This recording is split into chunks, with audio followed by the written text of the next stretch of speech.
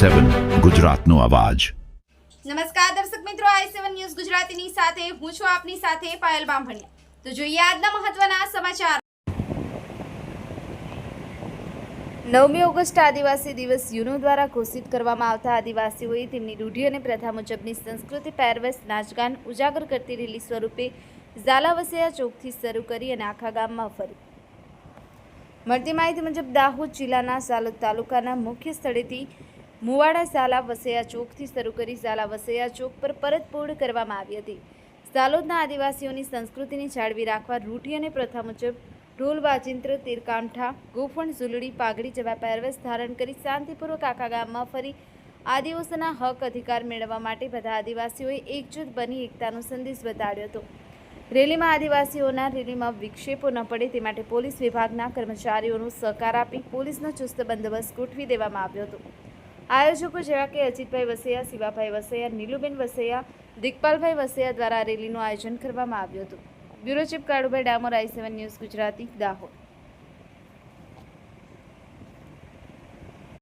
Bureau Kalubhai Damor આજે ઝાલોદ વિશ્વ આદિવાસી દિવસ નિમિત્તે ભીલ રાજા ઝાલા વસૈયાના ધરતી પર આવીને આજની જે રેલીનું છે એને રેલીની મુલાકાત લેતા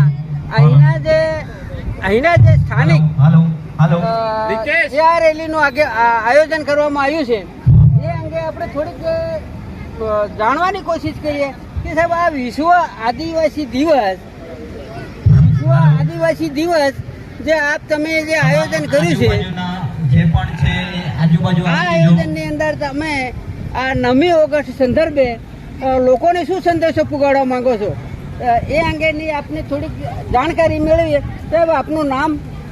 મારું નામ રમેશભાઈ ડામોર।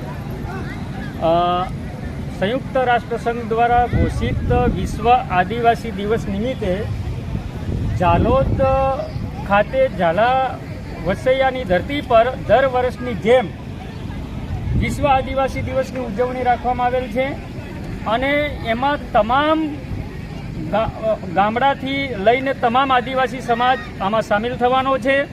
પહેલાં સન્માન અને સભાનું આયોજન કરેલ છે અને પછી રેલી સ્વરૂપે બજારમાં ફરી અને અમે આદિવાસી સંસ્કૃતિને ઉજાગર કરે એવો સંદેશો પાઠવવા માંગીએ છીએ અને આપણા સમાજની અંદર હક અધિકાર હોય કે અન્ય કોઈ બાબતે સમાજ જાગૃત થાય એવા કાર્યક્રમો અમે આ વિશ્વ આદિવાસી દિવસ નિમિત્તે અને સતત આપતા રહીશું। બીજું કે તમે જ્યાં રેલી ક્યાંથી તમારો રૂટ કયો છે ઝાલોદની અંદર? રૂટ તો અહીં ઝાલા વસૈયા ચોક પરથી બજાર તરફ જઈશું અને પછી પાછા આ ચોક ઉપર પાછા વળીને આવીશું। Thank you. i7 news Gujarati આપ સૌનું હું હાર્દિક સ્વાગત કરું છું।